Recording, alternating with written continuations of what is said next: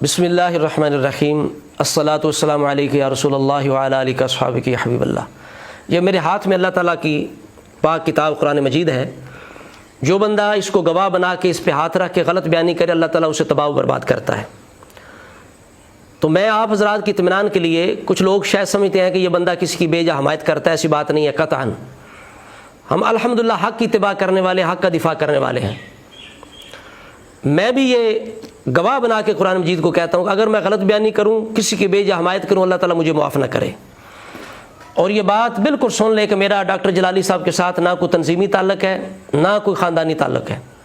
ہمارا معیار الحب فی اللہ والبغض فی اللہ ہے۔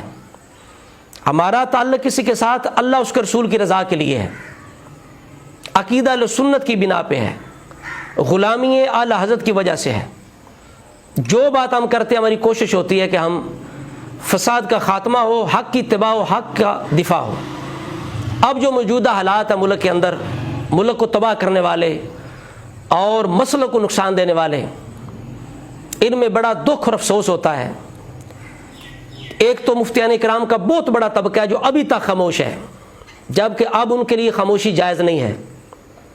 علامہ فاروق رضوی صاحب نے بڑی خوبصورت بات کی۔ انہوں نے کہا کہ جتنے فتوے ابھی تک ہم نے دیکھے ہیں، ابھی تک کسی مفتی نے جلالی صاحب کے ان الفاظ پر شرعی حکم صادر نہیں کیا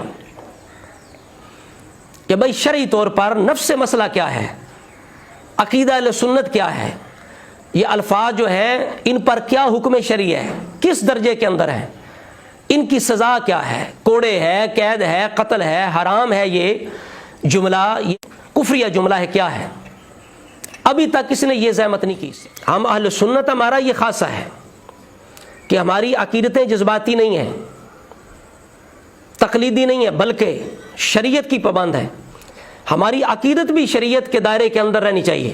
تو اس وجہ سے جتنے لوگ لا تعلقی کا اظہار کر رہے ہیں، کیا انہیں شریعت نے اجازت دی ہے؟ کیا انہوں نے شرعی حکم لگا دیا کہ اس درجے میں جا کے، اس مقام پہ جا کے بندے سے لا تعلقی بندہ کر سکتا ہے، اس بندے کا یہ جرم ہے، یہ اس کی سزا ہے اور یہ اس پہ حکم لاگو ہوتا ہے؟ تو لہٰذا اب ہمارے لیے ضروری ہو گیا کہ ہم لا تعلقی کا اظہار کریں۔ کیا ابھی تک کسی نے یہ زحمت گوارا کی؟ تو اس وجہ سے خدا کے لیے اپنے ملک کو، اپنی قوم کو، اپنے مسلک کو تباہ نہ کریں۔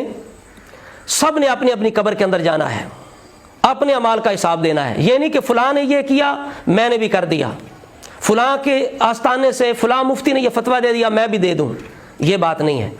حکومتی اداروں کو بھی چاہیے کہ فریقین کو بٹھا کے بات سنیں۔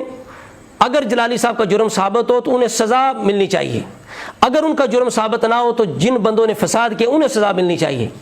اور جتنے مفتیان اہل سنت ابھی تک خاموش ہیں، ان کے سامنے بھی ہم ہاتھ جوڑتے ہیں، خدا کے لیے اب خاموشی آپ کے لیے جائز نہیں ہے۔ اب آپ اپنا فرض منصبی ادا کریں۔ سب سے پہلے جلالی صاحب کے سارے بیانات سنیں، سمجھ کے پھر جناب مسئلے کی حقیقت بیان کریں، نفس مسئلہ عقیدہ اہل سنت بیان کریں۔ اس کے بعد ان پہ شرعی حکم لگائیں کہ اس بندے کی یہ جو بات ہے، یہ جو الفاظ ہیں، کس حد تک یہ جرم ہے، کتنی گستاخی ہے۔ دیکھو نا، ایک بندہ کسی معاذ اللہ نعوذ باللہ حضور کے کسی صحابی کو، فرد اہل بیت کو، اللہ معاف فرمائے، اگر گالی دیتا ہے تو گالی کی قسمیں ہیں، کون سی گالی اس نے دی؟ آپ پڑھ لیں، شفا شریف پڑھ لیں، اس کے اندر اگر عام کو گالی دیتا ہے فرماتے ہیں تو اس کی سزا کوڑے ہے، اگر کسی کے ایمان میں کوئی شک کرتا ہے تو اس کی سزا قتل ہے۔ تو سب سے پہلے تو گستاخی ثابت کی جائے کہ یہ گستاخی ہے اور اس درجے کی گستاخی ہے، یہ اس پہ حکم شرعی ہے، یہ اس کی سزا بنتی ہے۔ تو اگر واقعی جرم ثابت ہو جائے تو پھر بالکل اس کی سزا ملنی چاہیے۔